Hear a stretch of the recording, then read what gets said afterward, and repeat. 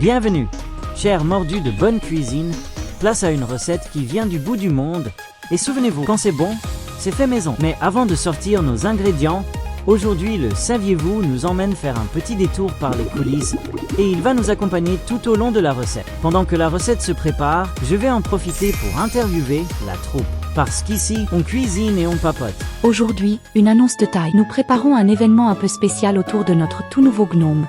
Et vous aurez bientôt l'occasion d'y participer. Chaque chose en son temps. Pour l'instant, concentrons-nous sur la recette, levons le rideau et embarquez avec nous dans notre monde un peu fou. Les grandes idées demandent du temps. Nous peaufinons tout cela avec attention pour vous réserver une belle surprise. Alors ouvrez grand les yeux, la suite arrive très bientôt. Suivez-moi. Dans les coulisses, je vais fouiller partout, ouvrir les placards, soulever les couvercles et écouter les casseroles chuchoter. Et vous comprendrez pourquoi, chez nous, cuisine et théâtre forment un duo complètement barjot. Acte 5. Le bain de vapeur. Aujourd'hui, cap sur le Vietnam. Avec nos ban bao maison. Ces petites brioches moelleuses se garniront d'échines de porc et de chair de merguez pour relever le tout, une fusion surprenante et délicieuse. Commençons un peu à farfouiller.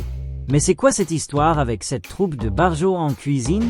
Des cuillères qui volent, des casseroles qui dansent, un vrai spectacle. Alors, pourquoi mélanger deux univers aussi différents? Eh bien, l'idée côté théâtre est née d'un jeu que j'avais créé avec des enfants dans une cour de récréation. Et le reste a suivi. Moi, je cuisine, vous le savez déjà. Mais avec Oswin, on adore le fait maison. Ça a plus de goût, ça coûte moins cher, et c'est tellement malin de préparer soi-même plutôt que d'acheter tout prêt. Ça va être moelleux, juteux et carrément irrésistible. 400 grammes d'échine de porc. Nous avons besoin de 300 grammes de chair à merguez, issue de notre production maison, et prête à mettre du peps dans nos brioches. La marinade. Prenez un bol, un saladier, peu importe. Et hop, une seule cuillère à soupe pour mesurer toutes les sauces. Facile, rapide et zéro casse-tête. Il nous faut 3 cuillères à soupe de sauce soja salée, sortie tout droit de notre tonneau secret, où elle mijote depuis des lunes. Nous avons besoin de 3 cuillères à soupe de sauce soja sucrée dans notre bol, pour apporter douceur et équilibre à notre farce. Même si vous maniez déjà les casseroles comme des maestros, venez nous rendre visite, ça fait toujours plaisir.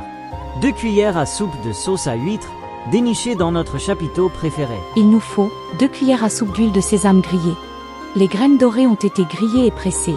Et voilà cette huile magique qui va parfumer notre farce. Cette chaîne est pour ceux qui galèrent en cuisine. Beaucoup de recettes sur internet oublient d'expliquer les ingrédients, les mesures sont floues, un vrai cirque. Oui, c'est un de nos fameux secrets. On énumère tous les ingrédients avant de se lancer. Et pendant la recette, on explique ce qui a été additionné, sinon on ne dit rien. Alors ouvrez grand vos yeux et vos oreilles. Pas de bêtises autorisées.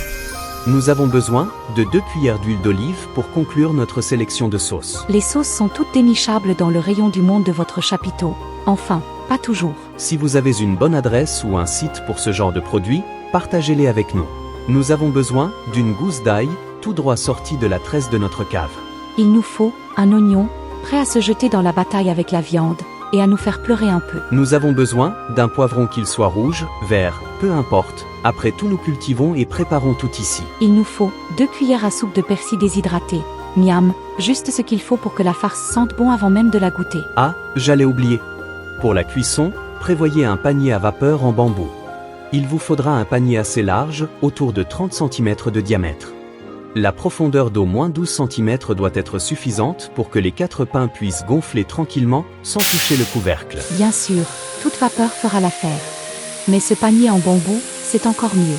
Le bois absorbe la condensation, évitant que de petites gouttes ne tombent sur nos ban bao dodus. Nous voilà à la fin de notre liste d'ingrédients. Mais dis-moi Oswin, c'est quoi exactement ton travail? Toi qui arrives à perdre ta louche plus vite que je ne crie confetti? Eh bien, confetti, pas si vite. Avant de continuer, il nous faut énumérer les ingrédients de la pâte, pour que tout soit prêt et bien organisé. Je travaille comme animatrice avec les enfants, et parfois ailleurs. La farine à gogo. 750 grammes pour construire le corps dodu de nos ban bao. Il nous faut 6 grammes de levure boulangère et 55 grammes d'eau tiède. Rassurez-vous, on vous révélera la raison de ce choix au fil de la recette. Nous avons besoin de 10 grammes de sucre et 3 grammes de sel. Le sucre n'est pas là pour sucrer, mais pour aider la levure à travailler et donner à notre brioche salée une pâte moelleuse irrésistible. Nous avons besoin de 350 g d'eau, pas besoin qu'elle soit tiède cette fois, elle sert juste à hydrater la pâte. Bon, adieu la date fixe du 23, mais tu promets quand même une petite vidéo par mois. Hein? Si parfois, certains mois, il n'y a pas de vidéo, non pas parce que les recettes manquent, mais parce que nos vies débordent et qu'on doit jongler avec 1000 autres obligations avant de revenir sur la scène du théâtre. Après tout, même les plus grands spectacles prennent le temps de se préparer.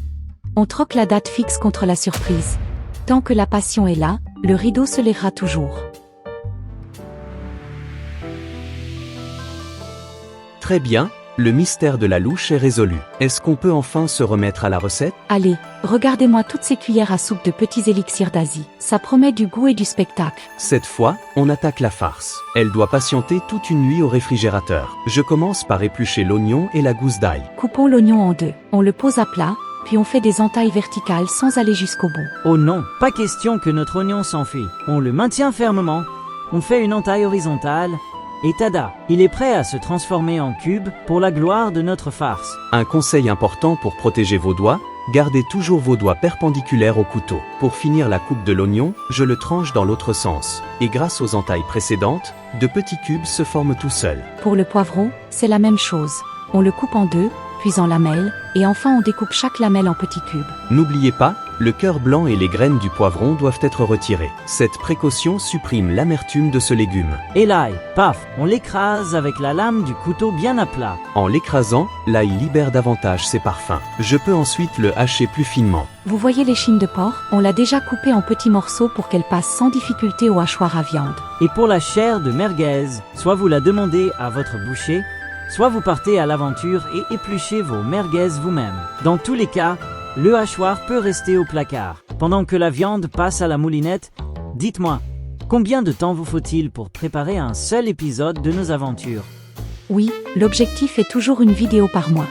Mais chaque épisode demande une moyenne de 20 jours de travail, écriture du script, montage des images et du son. Et parfois c'est plus. Et quand dormez-vous? Entre deux exports ou suspendus à une louche volante. Sans compter le temps passé à filmer chaque scène, bref, beaucoup d'heures.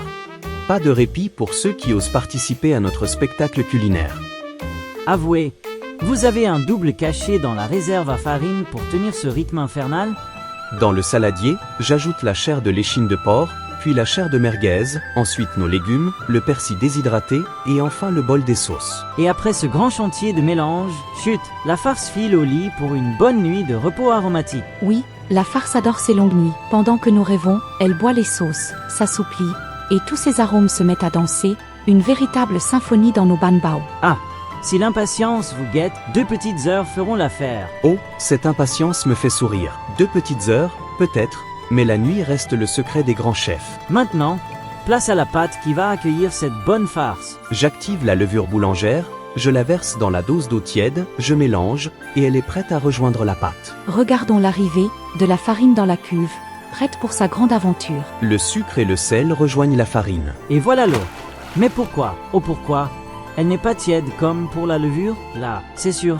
On va provoquer une explosion thermique. Froid, chaud, tiède. À quoi bon? Confetti, tu en fais toujours des tonnes. La levure est un micro-organisme vivant. L'eau était tiède pour l'activer, elle produit des bulles de gaz qui font lever la pâte. Pendant que ça pétrit, racontez-moi. Qui fait quoi exactement dans vos vidéos? Qui tient la caméra? Qui écrit les scripts? Personne ne tient la caméra, c'est un appareil photo fixé sur un trépied. Moi, je m'occupe du script et de la mise en scène. Pour cuisiner tranquillement et que vous voyez tout depuis le dessus, j'utilise le trépied. Oui, c'est moi qui filme, et c'est la toute première étape de la recette. La toute première étape, c'est de choisir la recette, qui va monter sur scène. On la sélectionne toujours à deux, selon l'inspiration du moment. Je résume. D'abord la recette est décidée, puis c'est environ 4 heures de tournage pour montrer chaque détail et ne rien oublier sur scène. Je stoppe le pétrissage après 10 minutes, je façonne une boule et je la couvre pour la laisser reposer à température ambiante. Encore du repos, toujours du repos. Bon, je vais me faire une partie d'échecs acrobates pendant qu'on attend. Va donc défier le roi et la reine. De notre côté, nous avons formé 20 boules de viande avec notre farce qui a reposé toute la nuit. Après 1 heure, au cœur de la pâte, faites un trou avec votre doigt. s'il ne se referme pas, elle a assez levé. On peut poursuivre. On façonne tout ça en un boudin et détaillons-le, en 20 portions, chacune pesant environ 60 grammes. Et voilà, sous les mains de Willow, tout devient de petites boules parfaites. Profitons de cet instant pour jouer au détective. Une fois la recette filmée, hop, vous foncez au montage comme une enveloppe qu'on glisse dans une boîte aux lettres. Minute, mon grand acrobate pressé. Le jour du tournage, Oswin consulte son grimoire, les recettes y sont déjà écrites noir sur blanc. Et avant même de penser au montage, nous validons soigneusement tout ce qui a été utilisé pour la recette. Laissez les boules de pâte sous le film, étalez une boule de pâte avec un petit rouleau. Puis venez y cacher une portion de farce pesant environ 56 grammes. Je viens délicatement pincer la pâte pour créer un joli petit paquet. Sans ces précieuses notes, impossible de rédiger mon script des ingrédients correctement. Et restez fidèle à notre règle, énumérez chaque ingrédient avant de commencer. Après le tournage, Oswin crée le script de la recette à partir des images filmées. Avant, elle écrivait tout à l'avance, mais ça rallongeait le travail, il fallait tout réadapter après. Oui, je rédige tout après le tournage. Les scripts des ingrédients et de la recette, l'introduction de confetti en solo, ensuite l'introduction générale, je définis le nom de l'acte et je finis par la conclusion. J'ai découpé 20 carrés de papier sulfurisé d'environ 10 cm de côté, puis je dépose le ban bao dessus pour qu'il patiente avant son grand bain. Une boule de pâte à la fois, étalée, garnissez, refermez, déposez sur le papier sulfurisé, puis passez à la suivante, jusqu'à ce que tous les ban bao soient prêts. Tous les scripts sont prêts. Une vraie plume magique, c'est Oswin. Et la suite, on balance tout ça sur scène. On enregistre les voix avec l'IA, mais quand la prononciation est mauvaise, Oswin ajuste la phrase pour que ça reste naturel. Après cela, je passe au montage du fichier, ingrédients texte avec Filmora. C'est le texte que vous voyez écrit en haut en français et que j'ajuste ensuite sur les voix. Le fichier ingrédients texte écrit au pluriel, ça m'intrigue. Ensuite, le texte passe du français vers l'anglais. Bon, j'avoue, je suis nulle en anglais. Alors j'utilise la machine à traduire de Yakaizo, et je vous écris tout à côté. Et voici nos petites merveilles vietnamiennes, fin prêtes à disparaître dans mon estomac. Attendez un peu, il faut les cuire. Je sors mon couscoussier pour leur offrir un grand bain de vapeur. Et oui, pas de panier vapeur en bois pour nous. Mais pas de panique, vous pouvez utiliser n'importe quel ustensile qui produit de la vapeur. Je porte l'eau à ébullition, je place mon panier vapeur avec les ban bao, et surtout, patience. On n'ouvre pas avant la fin. Maintenant, c'est le découpage. Mais tu vas couper quoi? Des confettis comme moi? Non, gros bêta. Je coupe les images. J'enlève les ratés. Et je mets tout en ordre avec les voix. Comme ça, chaque étape est bien claire. Mais pourquoi?